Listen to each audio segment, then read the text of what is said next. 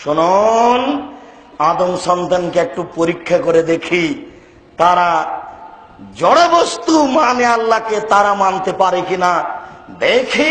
3 শ্রেণীর মানুষ জান্নাতে যাবে না। তার 1 শ্রেণীর মানুষ হচ্ছে মদমিনুল খামর, যারা নিয়মিত বিড়ি, তামাক, জর্দা, সিগারেট, গুল, নেশাদার দ্রব্য খায়, পান করে। 2 और রাজলাতু মিনান নিসায়ে, পুরুষের বেশধারী নারী। 3 ও দায়ুস, আপনি আল্লাযী ইকরু ফি আহলিল খাবাসা, যে তার বাড়িতে বেহায়ার সুযোগ দিয়েছে ও জান্নাতে যাবে না। যে তার বাড়িতে বেহায়ার সুযোগ দিয়েছে ও জান্নাতে যাবে না। তাহাজ্জুদ পড়লেও হবে না, হজ করলেও হবে না, কান্নাকাটি করলেও হবে না। যার মেয়ে নগ্ন পোশাক পরে স্কুল কলেজে যায়, যার স্ত্রী ছোট ব্লাউজ পরে রাস্তাঘাটে ঘুরে, এ তাহাজ্জুদ পড়লেও হবে না, হজ করলেও হবে না। আব্দুর রাজ্জাক সাহেব এত কঠিন করে বলছেন কেন? শেষের কথাটির জবাব দিতে পারবেন কি? তা তো অবশ্যই। জি, তাহাজ্জুদ পড়লেও হবে না, হজ করলেও হবে না। দেখবেন, একটু দেখেন, তারপরে আমরা আলোচনায় যাচ্ছি। এ দেখেন, আবু হুরায়রা রাদিয়াল্লাহু তাআলা আনহু বলেন, ইন্না ফুলানাতান তুযকারু মিন কাসরাতি সলাতিহা ওয়া সিয়ামিহা ওয়া সাদাকাতিহা গায়রা আন্নাহা তুজি জিরানাহা বিলিসানিহা। আল্লাহর নবীর সামনে বলা হলো, আল্লাহর নবী অমুক মহিলা বেশি বেশি সালাত আদায় করে, বেশি বেশি সিয়াম পালন করে, বেশি বেশি দান খায়রাত করে, তবে মুখ দিয়ে প্রতিবেশীকে কষ্ট দেয়। আল্লাহ রাসূল বললেন, হে ফিন্নার, ও জাহান্নামে যাবে। এই ছেলে, এইদিকে খেয়াল করো, বেখেয়াল হয় না। সম্মানিত মুরব্বিয়ানে কেরাম, এক খেয়ালে চেয়ে থাকুন, এক পায়ে দাঁড়িয়ে থাকুন। ইচ্ছা করলে একদিন সময় বের করা যায় না।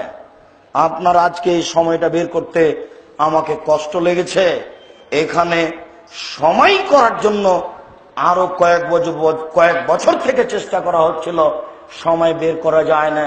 অতএব যে যেখানে আছেন ভদ্রতা বজায় রেখে এক পায়ে দাঁড়িয়ে থাকবেন। আপনি মনে করবেন এক একটা বাক্যের মূল্য 1 কোটি টাকা, তাহলে আপনার জন্য সহজ হবে। আপনাকে আমি ইসব জুলেখার কাহিনী শোনাতে আসিনি। আপনি সতর্কতার সাথে ভদ্রতা বজায় রেখে কান লাগিয়ে কথা শোনার চেষ্টা করুন। সম্মানিত উপস্থিতি, আমি বলছিলাম, এই ছেলে, বলতে পারো তুমি কোন ইবাদত দিয়ে আল্লাহকে সবচেয়ে বেশি ডাকা যায়? সালাত, নামাজ। এই মহিলাটি বেশি বেশি সালাত আদায় করে, মানে তাহাজ্জুদ পড়ে। বলতে পারো যুবক, কোন ইবাদত দিয়ে আল্লাহকে সবচেয়ে বেশি সন্তুষ্ট করা যায়? সিয়াম। ইবাদতের জগতে সবচেয়ে দামি ইবাদত হলো সিয়াম, রোজা। ইবাদতের জগতে সবচেয়ে দামি ইবাদত হলো সিয়াম, রোজা। এই মহিলা বেশি বেশি সিয়াম পালন করে। 3, বেশি বেশি দান খায়রাত করে। দান মানে দলিল। এই বাড়ি আমার, প্রমাণ এই যে দলিল। এই জমি আমার, প্রমাণ এই যে দলিল।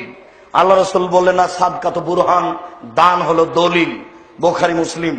বিচারের মাঠে আমি বলবো আমি জান্নাত পাবো, আল্লাহ যদি আমাকে বলেন কেন, তাহলে আমি বলবো আমার কাছে দলিল আছে।